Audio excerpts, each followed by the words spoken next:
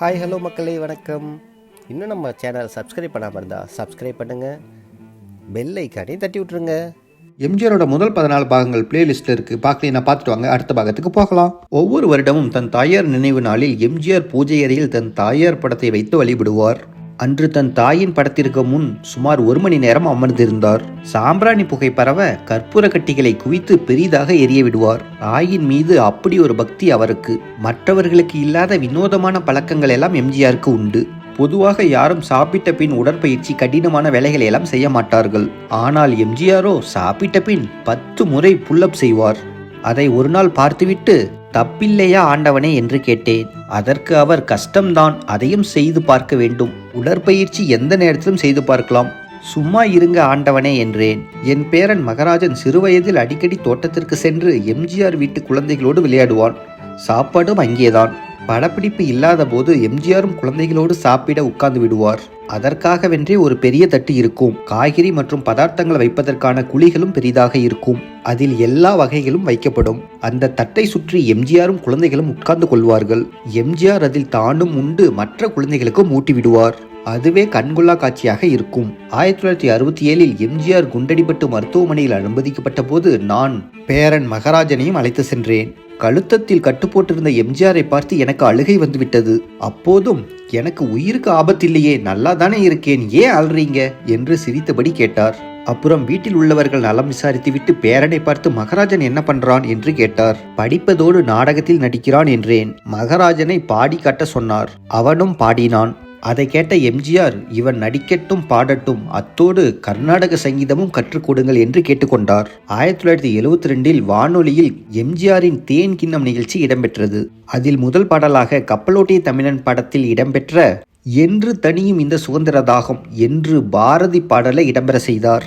என் பேரன் மகராஜன், உங்கள் பட பாடலுக்கு பதில் வேறு பட பாடலை போடுகிறீர்களே என்று கேட்டிருக்கிறான். அதற்கு எம்ஜிஆர், உங்களுக்கு பிடித்தது என் பாடல்கள், எனக்கு பிடித்தது இந்த பாடல் என்றார் சிரித்தவாறு. திருவருட்செல்வர் படத்தில் மாஸ்டர் பிரபாகரனுக்கு பின்னணியாக மகராஜன், அப்போது அவனுக்கு வயது 11, காதலாக கசிந்து என்ற பாடலை பாடியிருக்கிறான். சினிமாவில் அவனுக்கு அது முதல் பாடல். அதற்காக எம்ஜிஆரிடம் ஆசி பெற சென்றபோது அவனை உச்சி முகர்ந்து வாழ்த்தியவர், அவனது வயதையும் பாராமல், என் அடுத்த படம் அடிமை பெண், அதற்கு இசை KV மகாதேவன், அவரிடம் நான் சொன்னேன் என்று சொல், அடுத்த படத்திலும் நீ பாடலாம் என்றார். 1986இல் மகராஜனின் திருமணம். காலை 9 மணிக்கு நேரம் குறிக்கப்பட்டு இருந்தது. அன்று நல்ல மழை, குளிர் காற்றும் கடுமையாக இருந்தது. அப்போது எம்ஜிஆருக்கு இருந்த உடல்நிலையில் அவரால் வர முடியுமோ என்று சந்தேகமாக இருந்தது. ஆனால் குறித்த நேரத்திற்கு முன்பாகவே ஜானகியுடன் வந்து மாங்கல்யம் எடுத்து கொடுத்து வாழ்த்தியவர் மகராஜனுக்கு மட்டுமின்றி அறிமுகமே இல்லாத மணமகளுக்கும் பரிசு கொடுத்து விட்டு போனார். மற்றொரு முறை என் மற்றொரு பேரன் தீபன் சக்கரவர்த்தி திருமணத்திற்கும் வந்தார். வாழ்த்தி பரிசுகளை கொடுத்து விட்டு புறப்பட்டார். காரில் ஏற போனவரிடம், ஆண்டவனே, இனி உங்களை தொந்தரவு பண்ண மாட்டேன் என்றேன். அதற்கு எம்ஜிஆர் கையை உயர்த்தபடி, கொன்னு புடுவேன், இன்னும் எத்தனை பேர பசங்க, எனக்கு நிறைய பேரன்கள், ஒரு பேத்தி இருக்காங்க, அத்தனை பேர் கல்யாணத்துக்கும் வருவேன் என்று உரிமையோடு சொன்னபோது என் கண்கள் கலங்கிவிட்டன.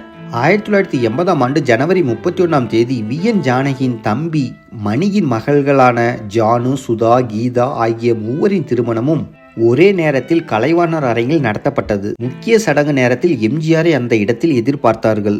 அவரோ திருமணத்திற்கு வந்திருந்த பிரமுகர்களிடம் வெளியே நின்று பேசிக் கொண்டிருந்தார். அதனால் அவர் கையை பிடித்து இழுத்தேன். எம்ஜிஆர் சிரித்தபடி, ஐயையோ, இங்க பாருங்க, ஒரு பெண் என் கையை பிடிச்சு இழுக்கிறது என்று சொல்ல வேடிக்கை பார்த்தவர்களெல்லாம் வியப்பு தாங்காமல் சிரித்தார்கள். நான் இதற்கு முன் ஆழ்வார்பேட்டை பீமண்ண முதலி தெருவில் குடியிருந்தேன். அப்போது ஈஸ்னோபீலியோ தொல்லை காரணமாக மூச்சு திணறல் ஏற்பட்டு இசபெல்லா மருத்துவமனையில் அனுமதிக்கப்பட்டு இருந்தேன். அங்கு 23 நாட்கள் சிகிச்சை பெற்றேன். ஒவ்வொரு நாள் காலையிலும் மாலையிலும் ஜானகி வந்துவிட்டு போனார். அந்த மருத்துவமனை செலவு முழுவதையும் எம்ஜிஆரை பார்த்து கொண்டார். நான் குணமாகி வீடு திரும்பிய பின் வீட்டில் மின்விசிறி, தண்ணீர் இல்லாதது கண்டு ஜானகி எம்ஜிஆரிடம் கூறியிருக்கிறார். எம்ஜிஆர் அப்போது வீட்டு வசதி வாரியத்தில் இருந்த AC தேவரிடம் சொல்லி, இப்போது நான் குடியிருக்கும் பட்டினப்பாக்கம் MIG வீட்டை கிடைக்கும்படி செய்தார். அங்கு வாடகை 434 ரூபாய். 1986 ஜனவரி 12ஆம் தேதி தோட்டத்திலிருந்து கார் வந்தது. போனேன். நான் வந்திருப்பதை அறிந்து எம்ஜிஆர் ஜானகியிடம், ஆண்டவன் என்ன பண்ண போறாங்க, பேசாம சாப்பிட்டுட்டு ஓய்வெடுக்கட்டும் என்று சொல்லி அனுப்பிவிட்டார். நானும் அதை தான் செய்தேன். மாலையாகிவிட்டது. கீழே எம்ஜிஆரை காண நிறைய பேர் வந்திருந்தார்கள். மந்திரிகள் எல்லாம் இருந்தார்கள். அப்போது என்னிடம் வந்த ஜானகி, உங்க ஆண்டவன் கீழே வர ரெடியாயிட்டார், நீங்களும் அப்படியே பார்த்துக்குங்க என்றார். நான், ஆமா, என் ஆண்டவனை இங்கே பார்க்கறதுக்காக இவ்வளவு நேரம் காத்திருக்கிறேன், வண்டியை அனுப்புங்கம்மா, நான் வீட்டுக்கு போறேன் என்றேன். ஜானகிக்கு தர்ம சங்கடம். மேலே போய் எம்ஜிஆரிடம் சொல்ல அவர் உடனே என்னை மேலே வர சொன்னார். அப்போது கீழே வர தயாராக இருந்தவரை பார்த்து பொங்கல் வணக்கம் என்றேன் இயந்திர கதியில். எம்ஜிஆர், ஏன் பொங்கலுக்கு இங்க வரமாட்டீங்களோ என்று கேட்டார். கார் வந்தால் வருவேன் என்றேன். எப்போதுமே தோட்டத்திலிருந்து கார் வந்தால்தான் நான் அங்கு செல்வேன். நானாக அங்கு சென்றதில்லை. ஒரு விஷயம் நீங்கள் நம்ப கூட மாட்டீர்கள். எனக்கு தோட்டத்தின் 4 நம்பர் கூட தெரியாது. என் வீட்டிலிருந்து தோட்டத்திற்கு போன் செய்ததே கிடையாது. எம்ஜிஆரிடம் விடைபெற்று செல்கையில் ஜானகி பச்சை மொச்சை கொட்டையை வாங்கி வர சொன்னார். மறுநாள் அதை வாங்கி இரவுக்குள் பாதி உரித்து விட்டேன். பொங்கல் அன்று காலை 8:15க்கு தோட்டத்திலிருந்து கார் வந்தது.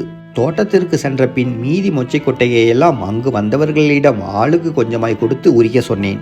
பகலில் சாப்பிட்டு விட்டு வழக்கம் போல் தூக்கம். மாலையில் எம்ஜிஆரை பார்த்தேன். 1000 ரூபாய் 10 ரூபாய் கட்டு கையில் கொடுத்தார். அந்த பணம் இன்னும் வைத்திருக்கிறேன். அதை செலவு செய்யவே இல்லை. அடுத்த எபிசோட் நாளைக்கு பார்ப்போம். Thank you for watching. For more videos, please subscribe.